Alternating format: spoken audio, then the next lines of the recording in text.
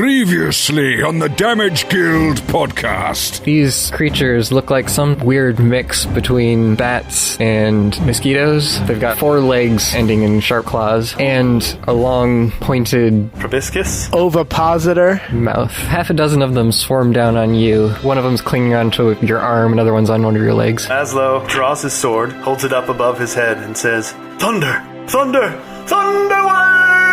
Tokas goes flying back. The flying creatures also get blasted back and then splat to the ground. I'm gonna pop off a vial. It comes flying down in a little ball of fire. Let's get back on the dusty trail. You do reach the river. You can see a few other fires. Should we start to consider suiting up? Yeah, we'll get all disguised up. Paint me up, boys. There's no bad that can come of looking more like an orc. Dressed up in your goblin finery fit to fool the keenest orcish eyes, you set off on your trek to Iron Fang.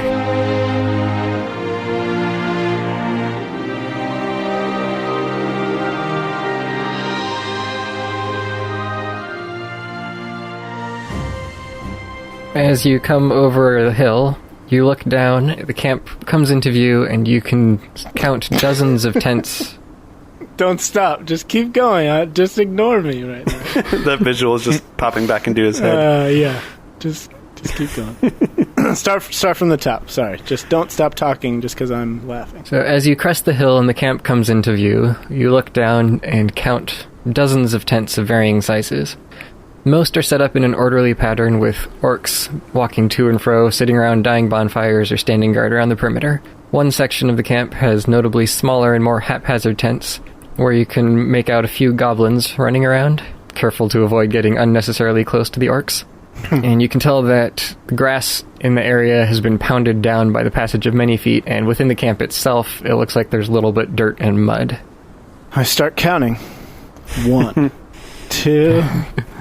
Oh wait, that one moved. Gotta start over. Camp is probably about half a mile away from you right now, and it extends to close to a mile away. All right. I count all the orcs within a 10-foot by 10-foot square area, and then I extrapolate based on the approximate size of the camp. Well, Shabba I think instantly knows all the numbers of the orcs. I think there's probably about 4,786 orcs, along with 2,017 goblins, and then 5 trolls. They're just the rest of the trolls haven't shown up yet. All right, cool. Let's go home. Well done. Good mission, guys. So let's I drop down onto my belly and pretend like we're hiding, even though we're really far away. And look out. We should hide behind the hill, though. Yeah. Yeah, I'll cup my hands over my eyes to block out the sun and say, guys, we should wait until nightfall, and then Azlo, you should turn invisible and sneak into the camp and try to hear people saying stuff. Yes, that's an excellent idea. I think I'll do exactly that. How do goblins smell, Azlo? Probably through their nose, I would imagine. Yeah, I would guess using their olfactory senses. No, I mean to us. I mean to them. Like, how do they smell to each other? Oh, I truly didn't know what you meant. Yeah, I don't know. Yeah, probably like dirt and farts and meat. Mm-hmm. Rotten meat. Okay, you were in a goblin hideout. Den, that's right. We have faced goblins before. We know just how they smell. So they smell like filth and refuse for the most part. Yeah. Okay. Maybe something to think about, because the more you smell like them, the closer you could get, I imagine. Can we get a sense of, like, how keen their sense of smell is? Is it like an animal that they could just, like, and turn and know that we're, 5 feet away? Or can I make, like, a nature check or something? That's a good idea. Do that as well. Yeah, I guess. Nature? I got a 12. I got a 5. 17. Sweet. You think they probably have somewhat keen sense of smell, but not necessarily, maybe not like a dog or anything. But you also know that they don't seem to care about bad smells, so perhaps it's not that strong after all. So, but yeah, you'd think they could probably smell at least as well as human, if not better. Okay. So then the thing to do would be I will hunt something up for dinner, and then Azlo, you can bathe in its blood to get that filth scent going. Okay. let's do the hunting for dinner part, and then I will at least eat the meat and hope that that's good enough. Okay. I mean, that seems like a really half-hearted attempt to... I mean, you have to be a method actor here, Azlo. You have to really go into your character. And I feel like you're just not there yet. You need to push yourself a little further. Okay. What's your motivation for this role? Yeah, what are you trying to get? Yeah, that's a good question. I think my name is Grognar, the goblin, and my parents were not very loving as a young goblin boy, and so now I'm just a lonely goblin seeking. He's just seeking acceptance in this life. Okay, that's good. And, I like that. The way that he gets acceptance in goblin communities is rolling around in meat and stuff. So right, by smelling the way that he's supposed to. Exactly, so that people will want to be around him. Okay. So yeah, I think that makes sense. Okay. I am Zug the Troll. Okay. That's a Warcraft 2 reference for those who are unfamiliar. I'm Zug, and I am just a really great beheader of other things that are not trolls. That have heads. Yep, so I just grab something and just pop its head off like a cork right there. And that's kind of what I do. That's just my thing. I just grab stuff and take their heads off. Like dandelions and stuff like that. I'm real brutal and deadly. Those little wax candy bottles with the juice inside, you just pop the heads off those things? Pez dispensers. Oh man, I pop the head right off a Pez dispenser. Don't even get me started. Zits, even? Anything that has a head, I can pop. I can pop it off. Do me next. Do I get to be something? Tokas, what about you? All right, yeah. How about you, Tokas? Who's your character? All right, mine is going to be Flugnard, he has a really unfortunate name. Okay. I was always kicked around and treated like, Q-tips. Yeah. I was always like a Q-tip for the trolls. So people would stick you in their ears. I was the perfect size. And you can tell by how green my hair is and yellow. Yeah, that's good. Yeah, Flugnard. Flugnard. Okay, and also because you got kicked in the nards a lot, you're Flugnard. I guess. I was highly abused. But it's getting better. Okay, good. So you're finding your place as well. All right. Putting away for my retirement. Okay, so we're just a bunch of greenskins looking for love and acceptance in this world. Perfect. Now let's hide out behind this hilltop, wait till nighttime, like you said, and then we'll... And never actually use any of those names in conversation, because we don't speak the language. Oh, right. Yeah, that's right. Yeah. I forgot. But I like that we all make character names. It's fun. All right, yeah, let's hide out. And we wait for night to fall. Okay, well, as you're waiting there, since it's still just morning, it's going to be a long wait, you're looking around, kind of keeping your eye on the situation, and you see that group that you spotted earlier down by the river are now traveling up towards the camp. They're probably going to pass a little bit closer than they were before, like a quarter mile away from you. So the river is running north-south. We're on the west side of it? Yeah. They were south of you when you saw them, and then you went around to the west a ways, and now they're coming back southwest from where they were to get back to the camp. Okay, so we kind of looped around a little bit. We made like an L shape, and now they're going diagonally across, sort of. Yeah. All right, we'll just skirt the edge of the camp in the opposite direction. So you pick up and just try to sneak off to the side before they get too close? Mm-hmm. How far around the camp are you going to go? Just far enough to keep our distance from them until they get to the camp. Yeah, keep about a half mile in between us.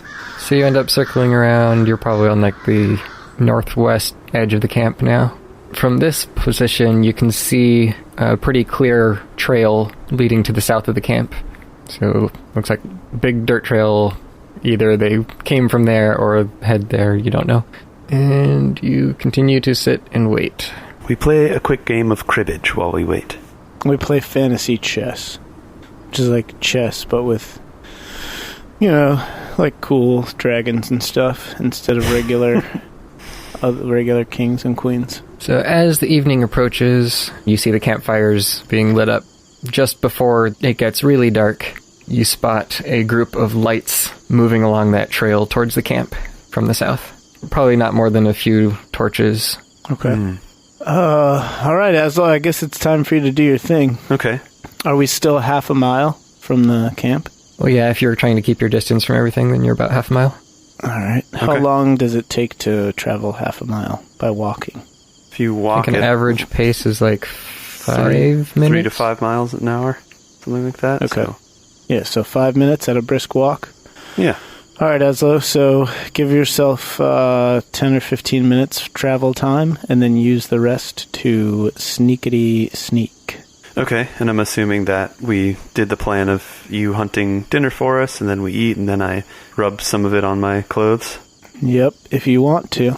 Yeah, I think you inspired me with the method acting talk, so... Okay, great. So I'll do that. Glad to hear it. We can always get you new clothes after we finish this mission. That's true. Okay, I will cast invisibility and say, "Wish me luck, boys," and then I will make off toward the camp. So you approach the camp all by your lonesome? Yeah, is there any terrain feature that Tokas and I can kind of like get maybe a little closer than we are now and post up behind, or can we just army crawl through the grass since it's dark now? Just so that we're a little closer in case anything happens. The grass is tall enough that you could probably crawl through it without being spotted in the dark. Okay. Yeah, let's do that. The camp itself is set on a little bit of a hill, and you're just on another hill nearby, so you just kind of go down and then back up towards it. Okay. All right, is that okay with you, Tokas, so we get just a little closer? I mean, maybe we should rub ourselves. I guess we're not going to get close enough to be in smello range. Yeah, couldn't hurt. We could. We could.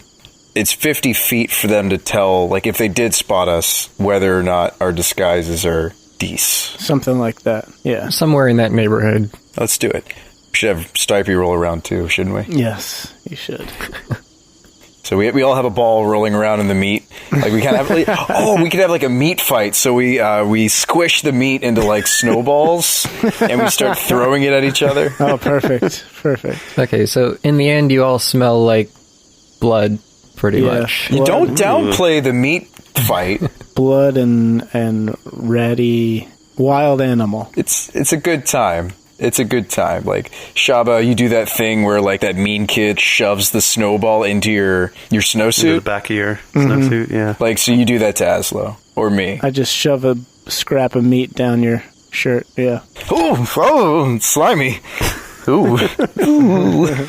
And then we move up. So how close are you going to get then, if you're just in the grass? We'll close half the distance, so we'll stay a quarter mile away. Yeah, at a quarter mile, that's about where it starts rising up onto their hill, and here's where the grass starts being kind of trampled down. Okay. So it looks like they come out here every once in a while, at least for a quick smoke. Yeah. Rounds on their guards and everything. Okay. So we'll stay in the tall grasses and give ourselves some space there. And then, Azlo adventures on. You pull into camp probably about the same time that those lights were coming from the south, if you want to do that. Okay, yeah, sure. As long as I'm not, like, in the way, not on the path. No, you're at almost the opposite side of the camp. The camp isn't really all that big, nor as densely populated as you might fear from what you'd heard. Somewhere in the neighborhood of 100 orcs, you would guess. And not quite that many goblins. You also see, kind of halfway into the camp, there's a pen, and inside the pen are 20 or so large wolf-like creatures. You see occasional orcs will pass by throwing in scraps of meat or bones. Or people. Which these creatures just immediately pounce on and fight over as they devour them. Okay. I will try a nature check to see if I can identify the wolf-like creatures as you've described them. Okay. That would be a 14. Okay, these are dire wolves. Okay. Just particularly large and strong and kind of slightly mutated variant of wolf. Yeah, sounds about right for orcs. Seems like good mounts for them. You also spot, still tied up to a wagon nearby, there are a couple of giant boars. Look a lot like the ones that were dead, killed by possibly the Sturges before, except much bigger. Okay. Giant boars, not boats. Thank you, autocorrect. Okay.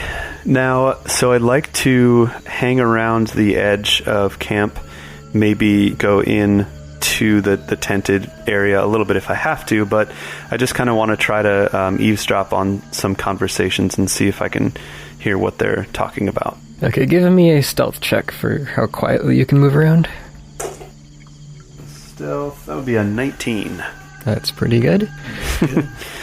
That was one that I doubled my proficiency bonus on when I leveled up, so that helps. So you kind of hang around to the edge of camp without exploring the inside too much. Orcs will pass by from one tent to another every once in a while. You see some sitting around eating some kind of meat around the fire. Man flesh. They don't say that? Oh, man. Okay. Between every bite, they just say that. They just keep saying it over and over again. So you sit there listening, trying to get close enough to hear something interesting. Eventually you get close, kind of hiding behind one of the tents, listening to a group talking around the fire. They're going back and forth, giving their rude jabs to each other and laughing at each other's expenses. You hear one of them saying, "Bridge is finally getting close to finished, should just be a couple more days now." Another one comments, "Finally, how much longer are we going to have to wait around this area?" Third one comes up, "Even once the bridge is done, we're still going to be sticking around. Have to wait for everyone else, don't we?" "Oh, I don't want to wait for that group to come. I want to see some action, and I hear Captain Grucklick thinks the same. In fact, I've heard he might even tell us to advance on our own if that other group doesn't come soon enough. He's just tired of waiting around, and so am I." Then the first one again, "If we wanted to cross right now, we could get our group, but we need to build that bridge for the army." After that, they kind of devolve into talking about other unrelated things. I stand up and say, "Excuse me, sirs. I was wondering if you could elaborate a bit more on that bridge discussion." Okay. I will take some mental notes and then sneak away and see if I can find another group to listen in on. It looks like there aren't that many right around the edge of camp. There's a few guards posted at the edges, but no one's really talking. You'd probably have to go either farther around the outside or else into the camp in order to hear a different group. Okay. Here's another question for you. Do cantrips really count as spells? Yes. When you really think about it? Okay. All right. Well, I just thought I'd ask. Okay, so it's just guards sort of posted around the perimeter and then people further in the camp, you said? Yeah. There are others farther in, and then there's that one group that you could listen to at the edge. Okay. So if I wanted to circle around to the far side of the camp where the people were coming in on the trail, how long do you think that would take me? If you're trying to move stealthily through the whole area, that would probably be, let's see, circumference of a circle. Carry the one. I mean, it might take you like 10 minutes to sneak there.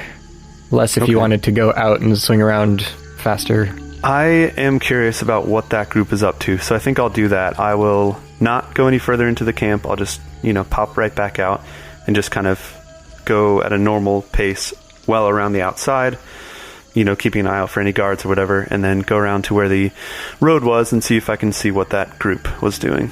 So, yeah, you reach the south road, and you can see probably about 36 or so orcs here. Actually, probably more than that.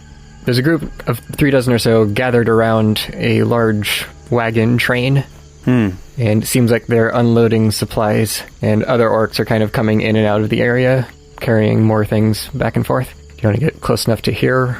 Yes, I would, please. Roll another stealth check. I thought you might say that.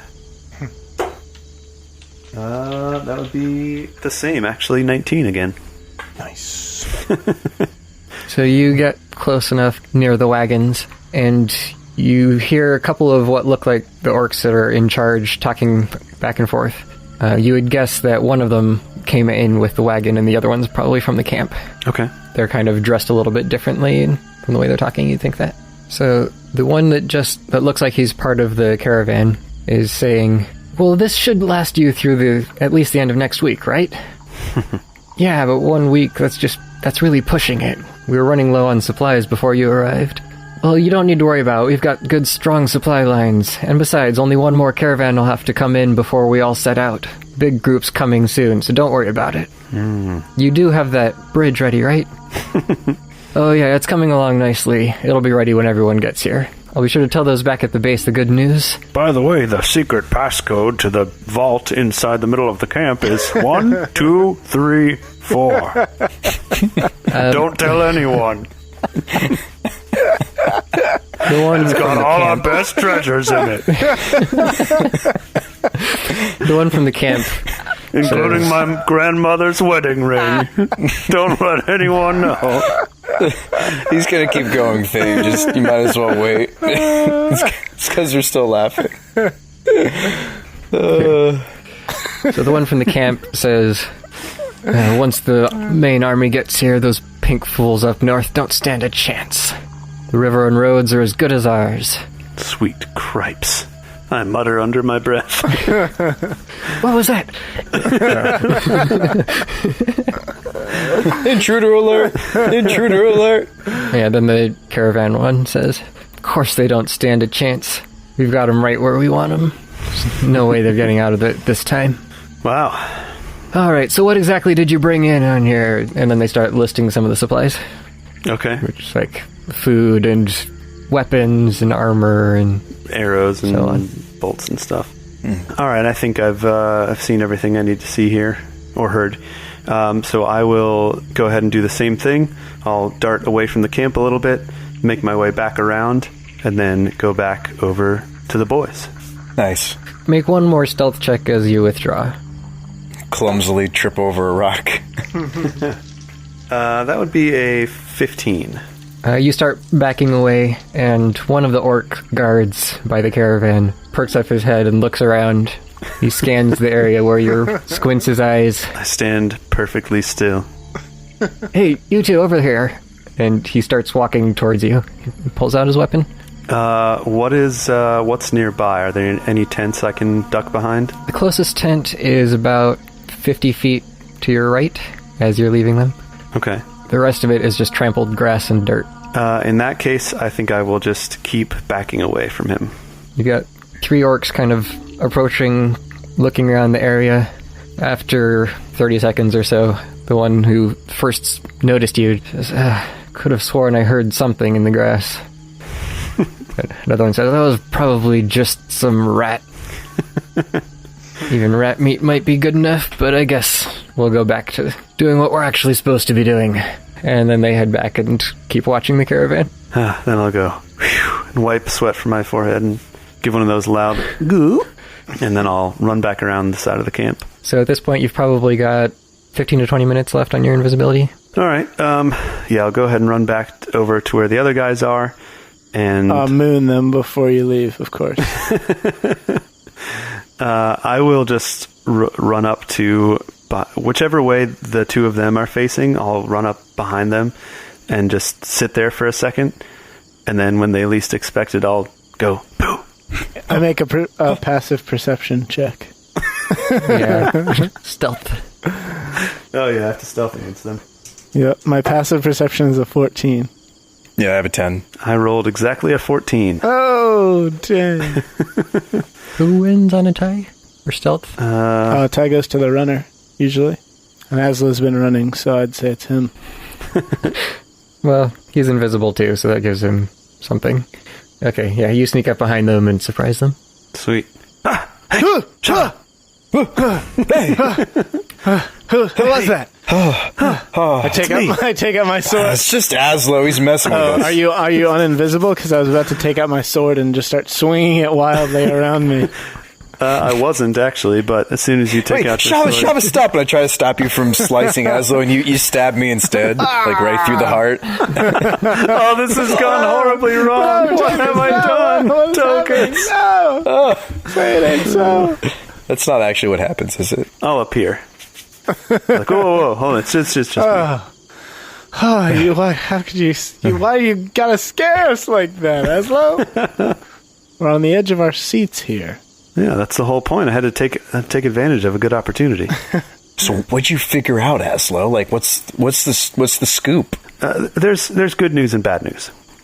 The good news is there's only about 100 orcs here, I'd say, maybe 50 goblins. So as far as armies go, it's not all that big. The bad news is, well, there's multiple bad newses. The first bad news is that they're building a bridge I'm guessing, over the river behind us here. And once it's completed, they're going to cross that bridge. But the badder news is that they have more people coming. It sounds like at least one caravan, one big group of orcs, so probably like the rest of the army. And they didn't say how big that group was. Did any of you guys see a bridge along the river when we crossed over? Not that I remember. I remember a pile of sticks. I'm just kidding. I'll let Thane do this. You didn't spot a bridge, but you also kind of went away from the river quite a while before you got to the camp. Oh, yeah. I wonder if that's what they were working on when that first group we saw down the river. I imagine we would have seen the construction of a bridge, though, right? Yeah, we would have seen. Well, who's making the bridge? That's the real question. Yeah, you don't think that group was working on the bridge, because at least if it was nearly done, then you would have seen something there. Is it an orcish bridge? Which way is the bridge going? I'm assuming it's an orcish bridge, right? I mean, it's got to be. It's from our side to the other. Like, the orcs are building it so they can bring the army over. Invade? Yeah. We have to destroy that bridge. Live, laugh, love. Roll for initiative. The Damage Guild Podcast. Hey there, Damage Guild listeners. So this is Sean, if you haven't figured out whose voice is who yet. I read the other day on our Discord that we had some folks that were still trying to figure out whose voice is who, especially Jay and Brian. They have such similar voices for some people that, I mean, for me, it was easy because I know them. But speaking of Discord, it's a really cool place to talk to us, to message us. We got a nice little community on there. But reach out to us, message us. You can also email us, guild@thedamageguild.com. We'd love to hear from you guys. We love getting fan mail. We really do. Jay likes to post them, and we read everything, and it's really been inspiring reading some of that stuff. I think the Discord is a good place to do that. We moderate it. It's clean. It looks like the conversation is constructive. It's flowing. People are talking about their own D&D campaigns in there, their own things that they're doing in life. We even have a section where you can post your own stuff. Like if you're like entrepreneurial or whatever, you have your own business or whatnot. We had a guy who's a drummer post about his band. That's cool. You know, if you want to use us as a little clubhouse to network, that's fine. You know, we're fine facilitating that. Hope you guys have realized that we don't plan to attach any strings to the project. We like that you guys listen. That's good enough for us. We get some joy out of knowing that there's, other humans on the planet that are passionate, just like we are about gaming and storytelling. We'd love to continue to be something that you can look forward to and listen and recharge and get ready to face the work week ahead. That's really all I got to say to you guys. Really, the only thing that we hope that you do for us is tell your friends, tell your coworkers, tell your family about the show. If it's done something good for you, positive for you, it's been entertaining, any of the above. And that's good enough for us. If you want to give further, we have ways to do it. They're not hard to find. You can find it on the website. I'd rather not belabor the ways you could support us. Player FM, reach out to us. We love hearing stuff from you guys, what you're going through, and looking forward to more weeks with you guys, getting to do what we do here on the Damage Guild podcast. All right, Sean signing off. Enjoy the rest of the show. You are listening to the Damage Guild Podcast.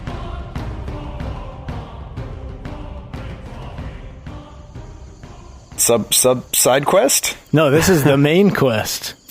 It's really easy, Shabba, and I cock my Violapult. Well, I hope you're right. Yeah, we just got to find it. Wait. Hold on. The quest was to find out information about the armies. Didn't the king say specifically not to get involved in? No, he did not say that. He said, of course, I understand that you can't take on an entire army by yourselves, but if there's anything you can do, then of course it would be appreciated. So maybe we hang out here, we try to figure out how big the full army is, and then we go, because, we definitely can't take on the main force, there's no question, right? But maybe a bunch of workers on a bridge we would have a chance at, if we took them by surprise. That's true. Did you tell us everything, Azlo? Or did Azlo withhold information? No, I mean, that was pretty much it. There was one group that was talking about possibly advancing before the rest of the group got there. They also didn't give any specifics on time. The current group here was just kind of describing that they were getting close to finishing the bridge. They didn't say when they would be done. And they didn't say when the caravan would be arriving. One of them said a couple of days. He did. Okay, I thought it was something like that. Okay. So, yeah, we just have a couple of days' time here to work with. All right. Well, the night is young. Perhaps we could go down by the river and investigate. Yeah. Also, do we know whether Waspel employs any sort of, say... Wasps? Yeah, like the Wasps, they call themselves. They're like riding... the militia? Yeah, like riding lancers, militia? like a Riders of Rohan type outfit, where they just sort of like roam around the countryside. The stingers are the lances. Yeah. That's cool. The Waspel Wasps, and they have like the yellow and black jerseys and stuff. They've also got one guy with them who's their mascot, and he just rides around in a big wasp costume. Yeah, and they call him the Queen. And he's just like a huge guy with a... He's the Queen. With a big wasp. Hey, man, men can be queens too if they want. He's just there for moral support. Right.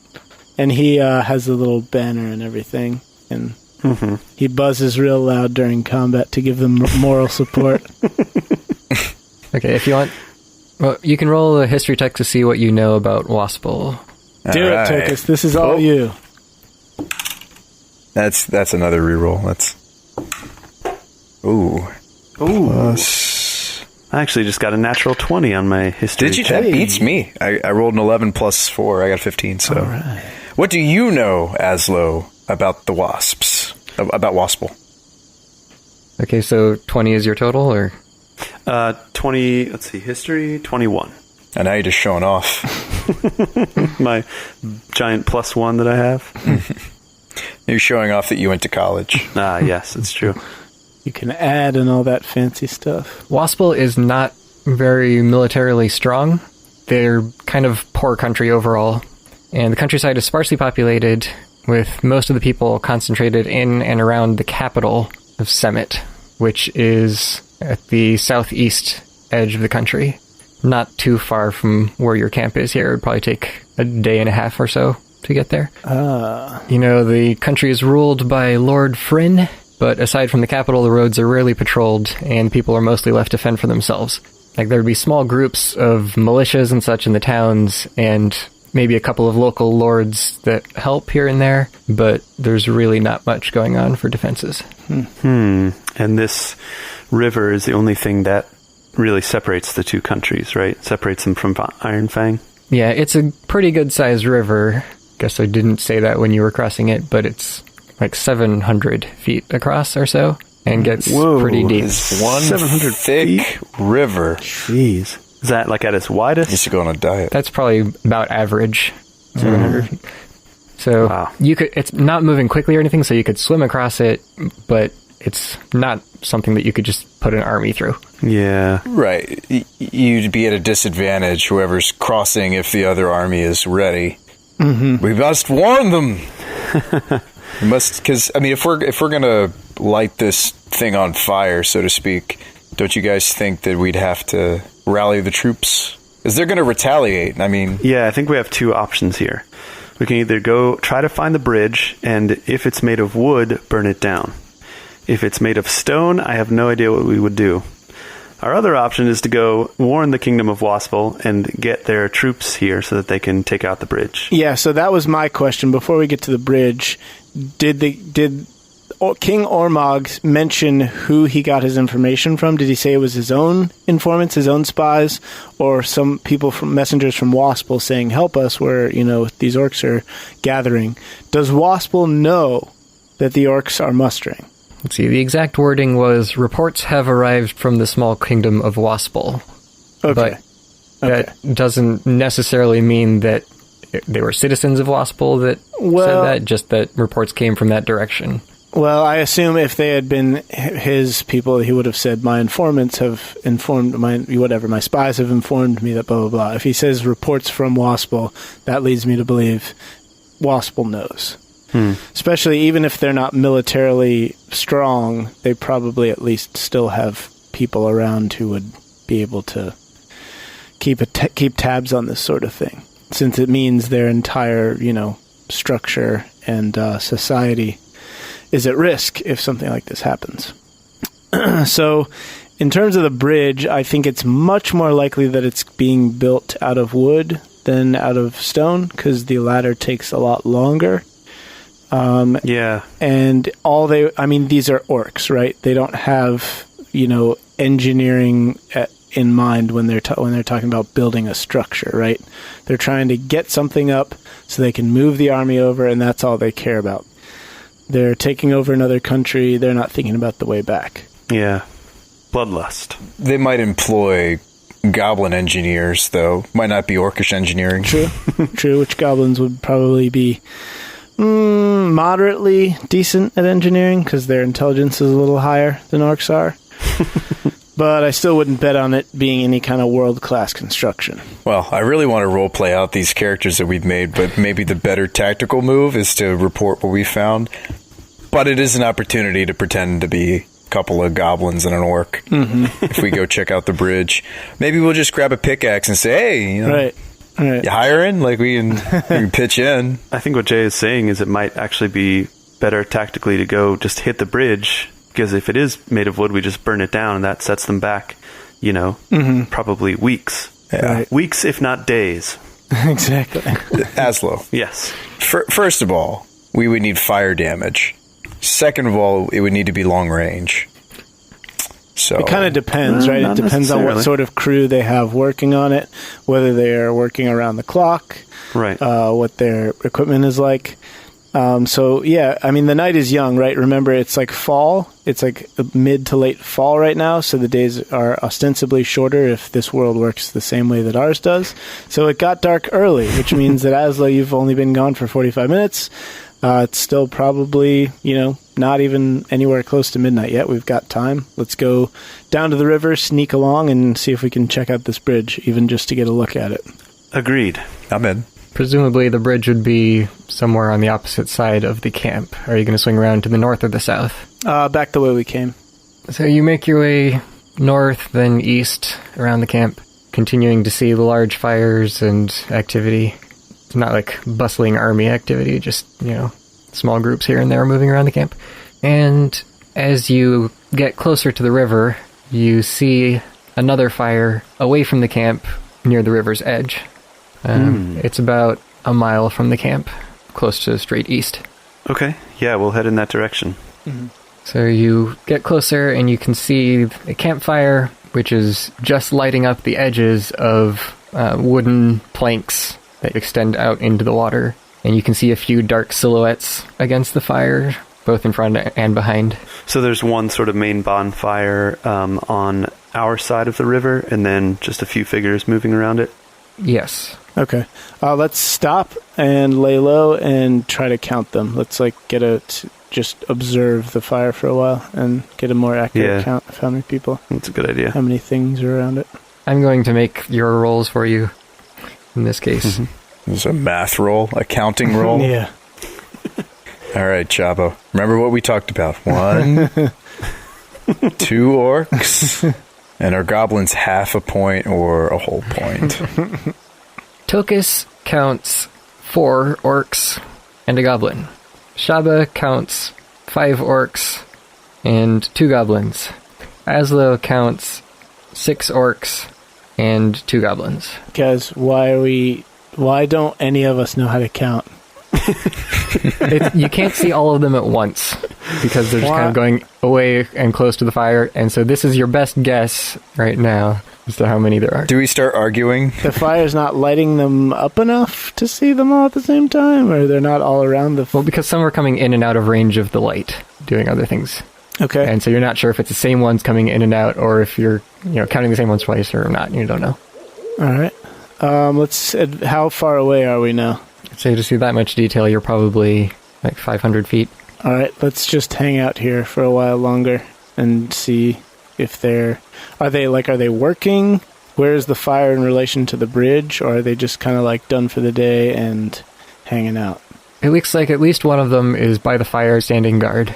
You can see others are carrying loads of materials back and forth, passing by the fire, and it looks like they're carrying materials towards the bridge from somewhere else. The fire it's only like 20 feet away from the edge of the bridge, but those that are carrying the materials go onto the bridge and out of sight before coming back. Okay, so the bridge is long enough that, like, we can't see the end of it in the firelight, or can we see it in the moonlight? Yeah, you can just see the beginning of it, like the first 10 feet or so. Wish we could make out what materials they're carrying, then we could determine whether or not fire is the answer. No, he said it's wood. You did say that it's wooden? Yeah. Yeah. Nice. Okay. So you're saying there's a chance. You're not sure how wide the bridge is, though. Seems fairly wide. You can't see all of it in the light of the fire.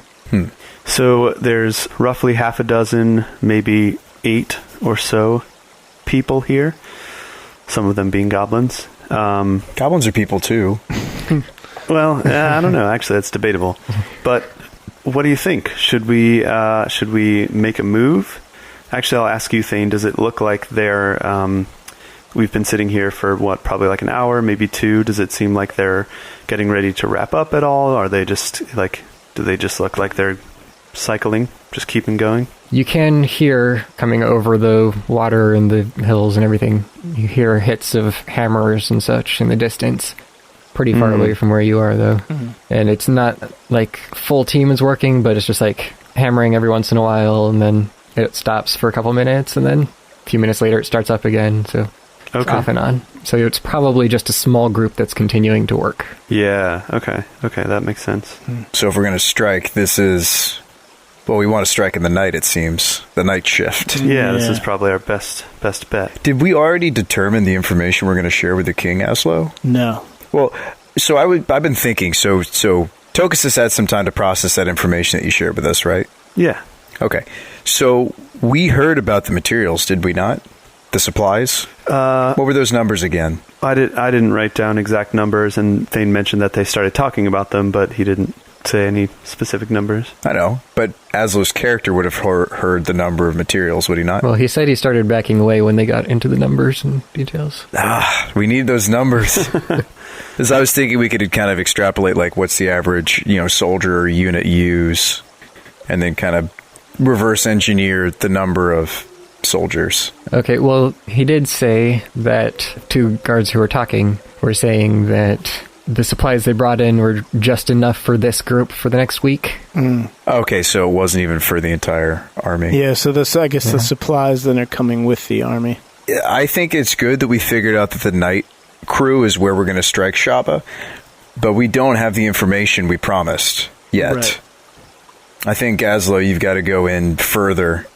We've got to strike deeper into the heart of the horde. Well, the problem I encountered while I was in there is that I had no way to ask questions, right? Like, unless I happened to hear people talking about the exact size of the army while I'm in their camp, right. There's no possible way for me to press for questions. Yeah, but they're going to be planning the night before the battle. I mean, they might be, but it's also a question of, like, being in the right place at the right time, knowing where the leader's, tent is, actually being able to listen. We got to get you to that tent. Well, what I'm saying is, instead of trying to do all that and just, like, basically taking a shot in the dark, why don't we attack these guys and then take the last one hostage and interrogate him? Right. I think we'd have much higher chance of success doing that than the literal shot in the dark. basically having a 1 in 100 chance of me being in the right place at the right time. Yeah, exactly. What gives us the right to kill innocent beings and interrogate please, you're getting them? moralistic now? Really? It's good that it's coming from you, Shabba. I reach over and slap Tokas across the face. This is not the time to get all sentimental and care about people's lives. People's lives are at stake. Come on, man. I guess it's because I was wearing the costume. I was kind of putting yourself in their shoes. feeling Too far in character. I mean, You're in too deep, Tokas. Yeah. all right. Let's interrogate one of the goblins, though. We'll kill all the rest. Okay. I'd say after wearing this paint all day long, your pores are getting really uncomfortably clogged. Oh, yeah. I love those clogged pores. And the fumes are making you high. Probably not any fumes left at this point. Tokas, what is the range of your Violapult? 120. 120. And Azlo? Chromatic is 90. Okay. Oh, you have chromatic now. That's right. You have a diamond. I do. Yes, a diamond. That's right. Azlo, what's your crossbow's range? Short range 80, long 320. Okay. Yeah, but don't fire arrows go out? We had this discussion just the other day. Yeah, No, there's I'm fire not. arrows. I'm not talking about fire arrows. I'm talking about regular attacking from a distance. Because we're out in the open. That's right. There's no twisty tunnels to prevent us from doing a long distance leapfrog attack and giving ourselves a couple of rounds before they get to us. Okay, I got what you're saying. Yeah, there's no need for us to charge into their territory. Right. We are well outside the firelight, but don't orcs and goblins have dark vision? They do, but it won't be as far as we will be. Are you proposing, Shabba, that I sneak to 120 feet within them, or should I wait till they come to us? I'm saying we set ourselves up at the optimal range. We figure out what that is and set ourselves up at that point. And then if we each take an attack and a move, then we can keep moving away half the distance that they are running toward us each turn, right? Mm-hmm. So we'll buy ourselves a few rounds that way. So we're going to shoot and move. Right. Exactly. Rain down fire upon them. Yes, rain down fire. But I'm going to be the one that's closest to them. Well, we can stagger our attacks too. Like, if my range is the furthest, which it is, it's 150 feet, I can attack first, then you can wait till you can hold your attack and trigger it for when they get into your range, then fire and move back, and we keep doing that. So we're going to kite them, is what you're saying. I don't know what that is. Sure, I guess. So kiting is a term from MMORPGs like World of Warcraft. Okay. For classes like Hunter, you shoot and then you run and then you shoot and then you run. Yes, we're going Perfect. to. That's what you're proposing. Yes. That's sissy stuff, Shabba. I'm a fighter, okay? Even though I don't like doing push-ups, I still have my pride. Oh, do you? Tokas takes a pride roll. Okay. All right, I got a 7 in pride. All right. I have pride too, but I also have my life, and I care far more about the latter. So I'm willing to use surprise tactics because I know that's what the orcs would do if they were in our position. Do you outroll my 7, Shabba? I don't. We are clamoring for leadership, even though Azlo runs the company. I don't really have to, because if you don't want to do my plan, then we're not going to do it, because it has to be unanimous. We all have to be part of it in order for it to work. It's a great plan. Sean thinks this is a great plan. Okay, Tokas does not. Okay. Either that, or Tokas, you can just run in by yourself and soften them up for us. Yeah, there you go. And then die. And go be tanky and soften them up while we sit out here and take shots. You can delay their approach, right? So they'll come up and start whacking on you. That way they won't get to us. I think your plan's fine from a tactical perspective, but it's just... My plan is literally the best plan from a tactical perspective. There is no better plan than mine in this situation. It is the best. So, all right, what subpar plan do you have to propose right now? All right, I fail my persuasion check on purpose. All right, Shabba, when you put it that way, and I failed my persuasion check. All right, we prep for battle then. Yep. Okay, so how do you position yourselves? So, awesomely. Yes, the best way. So we are outside of their purview. We are further away than they can see with their dark vision. Do they have dark vision 60 feet or 120 feet? You probably don't know that. You know they can see in the dark. But probably 60 feet. Yeah, probably 60. Well, okay, hang on a second. Logistically, for some of our newer D&Ders, folks like me, stealthed or unengaged, ranged, preemptive attack, right? When do we go into initiative? We would get a surprise round, I believe. Yeah. And then so they we'd would... start with initiative immediately. It's just that you would all get to go once first. Right. But since we are literally in the dark and shooting into the light, they wouldn't necessarily know where we were. They wouldn't be able to see us until they would have to be... So if we wait until those workers pass by the firelight and then shoot the ones that we can see, then they're going to get hit with arrows and they'll be able to tell the general direction, but they won't actually be able to see us without taking their stuff and running into the darkness. which to them is not as dark, but it's still it's the unknown, right? They're going to leave the firelight to run into the unknown, and that's where we have our advantage. I'm with you. So we have all this time to plan this out, is what you're saying. Mm-hmm. And once so do we pick a focus target? Yeah, once we begin shooting, they'll have however long of disarray and not knowing where things are, what's happening, and that way we'll be able to capitalize and hopefully do some damage before they close the distance. And I would say if there's like a copse of trees nearby or like a hill that we can perch on top of, I would say take a position like that to give us a little bit of extra advantage. Mm-hmm. You're down close to the water's edge here, so there's not much to speak of for hills. A whole lot. And I already said there's no trees in this area. Well, we just want to make sure that the water isn't at our back, that we choose an exit that's going to give us... Yeah, exactly. We're not going to do anything blatantly dumb that's going to come back and bite us. We have the advantage of time well, this and is choice. us we're talking about. Well, we can't make the rolls perfect, Azlo. That's probably where Brian... Right. I mean, we have to go with Thane's perception of the terrain, and so that's why it's important to state that up front, that we're not going to back ourselves into a corner on purpose. Yeah, so the river runs fairly straight here, north to south. It would be pretty hard to back yourself up to it. Okay. Since their fire is right next to the river. Okay.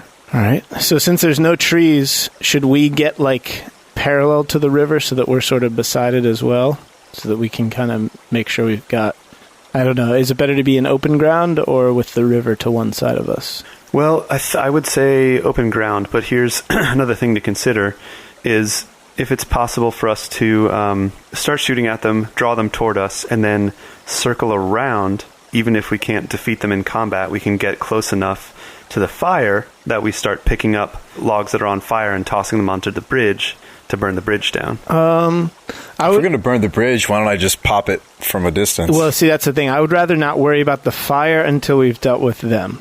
Right? It's best, we're going to use the snowball method here, right? We take care of the largest problem first. No, that's not the snowball method. That's the opposite of the snowball method. We're going to take care of our biggest problem first, which is killing them all, and then we're going to move down to the smaller problem rather than dividing our attentions, right? Okay. Well, I thought we were trying to hit all the stones with one bird. Yes, we do want it. We do. I thought that the plan Analogies was may not be our strong suit, but we can sure attack some orcs. Yeah, so we take care of them first because they're a danger. The fire, but not all of them.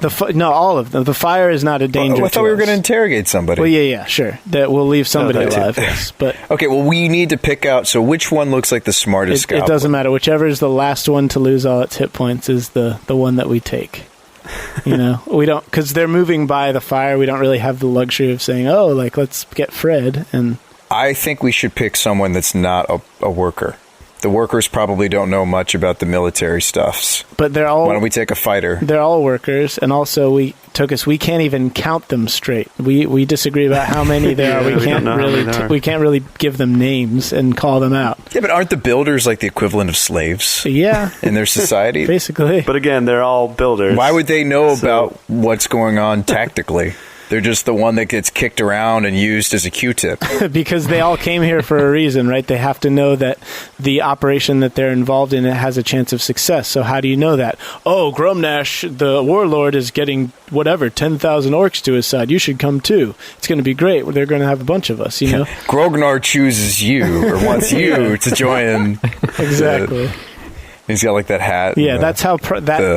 That's how this sort of propaganda spreads, right? These orcs are not getting paid; they're stepping out of whatever lives they had to join a to cause. Rally around this cause, right? Yeah, gory glory. Yeah, so they've all heard the propaganda. They all know that this is a big deal, and they're even from the lowest grunt down the ladder. All right, Shabba, you made your point. We're going to go along with your plan. We're going to go along with your interrogation. But Tokas isn't going to like it. Tokas never likes doing the plain and simple thing. Yeah. All right, last tactical question. If it seems like we are getting defeated, is it more of a priority to run away or burn the bridge down? It depends on how many are left when we're getting defeated. Okay. At that point, we will stop, have a 5-minute conversation, and then decide from there. Right. Okay, cool. All right. Well, I could probably run in there and pop off a firebolt I'm pretty tanky, especially if I false lifed and shielded. Mm-hmm. So, worst case scenario, you guys could live, and I'll sacrifice myself for the kingdom. Yeah. You use the ejector seat. Okay. So, Azlo, you said your crossbow's what range? 80 short range, 320 long range. Okay. And we definitely want to try to get you in short range because long range is a bear. That's disadvantage. Yeah. What are your 2 ranges for your weapons? I'm 150 and Tokas is 120. 90 and 120. Right. 90, 120? Okay. 120 for my cantrip, 90 for my one-of. All right, let's just start at maybe 120 or 150 then. And then, we'll start at disadvantage, and then as they get closer, we'll just get better. Okay. And so, Thane, you said that we could see the pile of supplies, right? The supply wood in the firelight. So it's fairly close to where You can see some of the supplies, yeah. It looks like it probably extends into the darkness. Okay, and are all the people moving through the fire generally going in the same direction? Like they're like little lines of, again, a Warcraft 2 reference, a Warcraft reference. They're just going back and forth. They're the peons going... Jobstone. Yeah. Oh, to the gold mine? Yeah, and back and forth. Except to the wood pile. Kind of. They're carrying supplies from the campsite of the fire to the bridge side. Okay. And then walking back. So it's all taking place in a relatively small area then. They're not like going way out somewhere in the dark. Yeah. Yeah. That's what it sounds like. Okay. You don't know how far down the bridge they're going, which is part of the difficulty in counting them. We could time the first shot for when they're out of sight. I think we're suffering almost from a little over-planning. It looks like when they're going to pick up the supplies, they're not going much farther than the edge of the firelight. Okay. Like another 10 or 20 seconds past that at most. Okay, cool. Okay. All right. So then let's keep the river to our right? River's on your left, because you're looking south. Because we're looking and south, river's right? on the Okay. east. So basically, Right.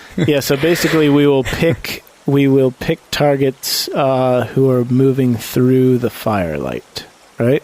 Yeah. Yeah, let's try and hit them while they're in the firelight. Okay. As for the terrain, one last little bit, right next to the river, like those final 10 or 15 feet or so, is kind of muddy and slick, and like the water would rise up to there during some times. So it's So the part where like the bridge starts, you're saying? yeah. Okay. And so depending on how close you were to the river, that might influence something at some point. Gotcha. So let's distance ourselves a little bit from the mud then. Okay. And give ourselves like 20 or 30 feet from where it starts getting muddy. Okay. And then let's move up to 120. Sorry, Azlo, you'll be at disadvantage for the first maybe shot or so, but at least Tokas and I will have, I think 80 feet maybe a bit too close because we won't be able to move back as swiftly. Yeah, agreed. Okay. Oh, dude. Oh, my gosh. Okay, this is a major oversight. Azlo, you get invisible. You circle around and shoot at them from a different angle. Then it'll seem to them, they won't know which way to go. It'll seem to them like there's more of us than there are. Couldn't you also have Stripey kind of like... Howling from another direction? Oh, no, that would be a bad idea. They just kill Stripey. Yeah. Well, the only issue there is what if a bunch of them come up and fight me by myself? Well, I mean, that is the thing, but you'll be invisible, so they won't really know how to fight you. Once He I loses attack invisibility. or cast a spell, once you attack. my invisibility ends. Yeah. Right. Okay, never mind. Forget that. Scratch that plan. We're going back to plan A, which is us all together. All right. All right, 120 feet, and we'll start attacking. You may fire when ready, Admiral. Okay, well, everyone roll your initiatives first. Okay. And then can get everything ordered. Okay. That's an 18 for Azlo. 18 for Shabba. 8. Okay, and Stripey. Stripey. 5. Hold on, let me pull up. Actually, it's a 2. Who wants to go first between Azlo and Shabba?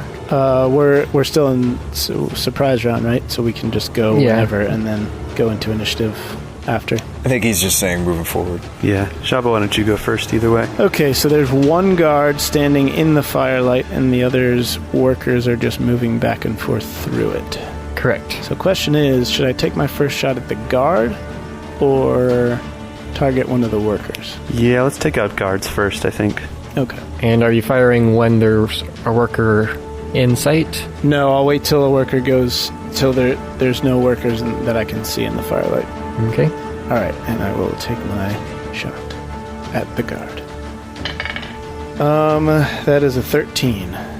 That hits. Oh, thank goodness. I thought I was. Huzzah! All right. That's the Thane, it barely hits sound. Yeah.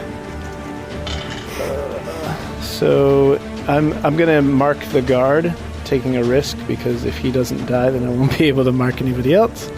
But that is 11 damage. That's not enough, so before I say what happens, I want Azlo to fire too. Okay. Oh, wow. So I got a 19 and a 20 on my 2 dice. Oh, So- sweet. All hits. right. Yeah. Yep. Wow. That would be for 7 damage. Wait, sorry. 5 damage. I mean, Tokas gets to go too, right? Because this is still the surprise round. Yeah, Tokas, you can go too. 19 with a... I'm firing a firebolt. Okay, we'll hit. Damages. 3 points. So 11, 5, and 3, right? Yep. Yep. Oh, it's exactly enough damage, Face. Exactly enough? It's exactly enough? Not exactly. So you make 3 shots out of the darkness. As the arrow, crossbow bolt, and fire strike the orc 3 times, he staggers back a little bit, looks down. And you see he's barely staying up, and he shouts, "We're under attack!" And only Azlo can understand him, of course. And then he reaches back and grabs his sword and scans the darkness briefly before just charging forward in your general direction.